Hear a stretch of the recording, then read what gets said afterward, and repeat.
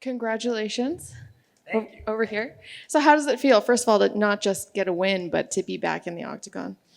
I'll tell you what, it feels amazing. I feel like I was telling all the other people who were doing interviews before, I feel like I'm at high right now because it's been so long. It's been a year and a half of just not being able to fight. Had to get double elbow surgery, then the pandemic hit, then the fight fell through, and now we're here. But you know what? It was all meant to be. Everything happened for a reason, and we finished in, as my coach said it, classy fashion. So what was that time like? How were you able to stay motivated? Hey, it's as an instructor, look, I teach at my gym in Bayside, Queens, Tiger Showman's Bayside, Queens, and what we teach is never give up, right? And we all hit adversities. We all hit certain points in life. Like I knock on wood because, look, mine could have been worse, but it was like my adversity in front of me, and I just got up, kept coming, kept showing up, kept training, and I knew my time will come when I came back, and I came back at the right division.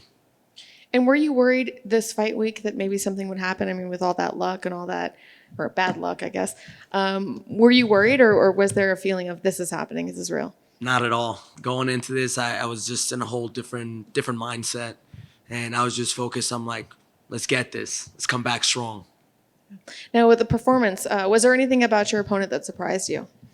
Look, we the coaches studied him a lot. We watched tape on him every Friday, and then we would just work the same thing over and over. Literally for like 8 months, we did the same thing, and he's crafty, he's dangerous. I was told to be patient. I heard him a couple times, and I heard him in the first round, and I didn't rush in because I know that he's gonna catch you one of those things that'll surprise you, and that the shot you don't see is the one that knocks you out. So I just stayed calm, collected, and then heard him a couple times, heard him to the body, and then when I hit him again with the left hand, hit him a couple more times until the ref stepped in. Now, you mentioned that you kept training, you were probably improving, I'm assuming. Do you feel like if you had taken this fight before all of this stuff happened, before COVID, before the surgery, would you have had the same outcome, or do you feel like you needed that time to improve? You know what? I look at it and I don't think it would have been the same outcome, because it gave me a lot of time to not just sharpen my tools physically, but a lot mentally. You get to really sit back. You get to really observe.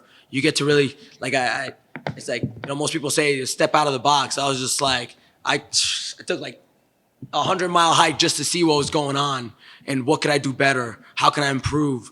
And just really focus on a lot of the mental aspect of it.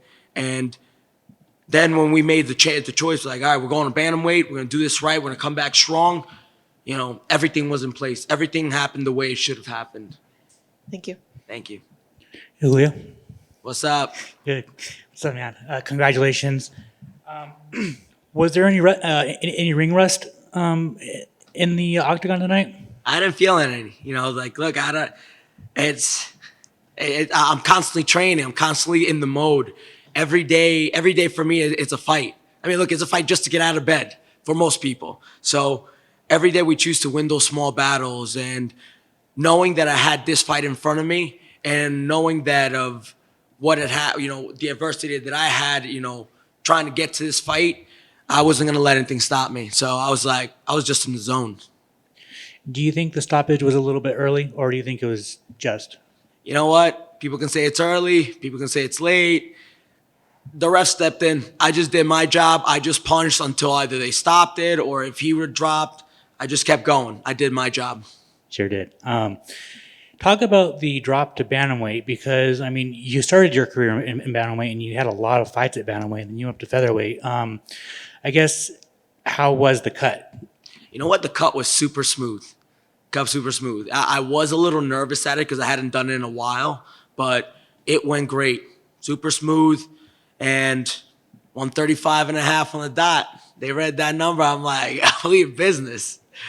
Was there a specific reason why you decided to fight at featherweight in the UFC? Yeah, usually when I was competing in the regional circuits, I think, I even blame myself for this. I wasn't as structured with the weight cut as I was now.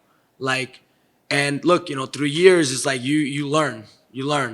And my past weight cuts in the regional circuit were a little like where it didn't go that well. And, I think they caused me to perform. There was details that I was missing during my weight cut. And like, I blame myself. I messed it up. So then I moved to featherweight because I didn't want to cut weight. And I held my own in featherweight. Look, I lost 2 split decisions. That's it. But then I'm like, I got to go back to the weight class that I'm supposed to be in because you clearly see it. I had to fight a 6'1" guy. Even the guy that was shorter than me was still bigger than me. That's how crazy. I'm like, it's wild. So everyone's a lot bigger than me. I feel like, I just had to go to the natural weight class that I should have been in a very long time from the very beginning. And finally, for me, is there anybody that you want next? Nobody in mind. Whoever I'm deserving of next, that's who I'm going to get. I'm just focused on healing this thing up, getting back to training, get back on the horse. I want to stay active this year. I know like a lot of the cards are full, so hopefully, September, October, there's rumors of November coming back to New York. So, but if that doesn't happen, at least 2 more fights this year. I want to stay active. Do you want on that? Do you want on that New York card? Hell yeah, I'm from New York. Awesome! Congratulations. Thank you. That's it. Nobody. Congrats on the win, Julio. Thanks, man. You had to be patient to get back in there, obviously, but I saw a little bit more patience from you tonight. Yeah. Is that true? My look that you put the punches together, fought off your jab, didn't go crazy, really. Yeah. I had to be patient because he's crafty and he'll hit you when you don't expect it. So if I was to just rush in, he would have caught me I think he hit me with a couple of check hooks. Not sure, I don't remember. Probably. But he's crafty like that. He's setting traps because he's long. So the moment I just rush in, that's where I'm going to get caught. So I had to be patient. Hurt him a couple times. Second round, hurt him again. And then just went in there for the finish. And walk me through that finish, please, because a lot of guys can just throw, but you were, scientific with the approach. Yeah, that's exactly what me and the coaches work. Those guys sitting right there. Team Tiger Showman's baby. We came up with a plan and just be strategic, mix it up with them. I started with the hands, threw some low kicks, threw some front kicks. I was going to go in for takedowns, but he was a little based out. And I'm like, let me not. Like, I wasn't feeling it there. But then I just kept going. Kicks, hands. And then when I saw the opening, hit him with a 1-3-2. Boom. And then just kept hitting him. And the ref stepped in. Congrats on the win. Thank you, sir. Thank you. All right. Guys, have a great day. Thank you.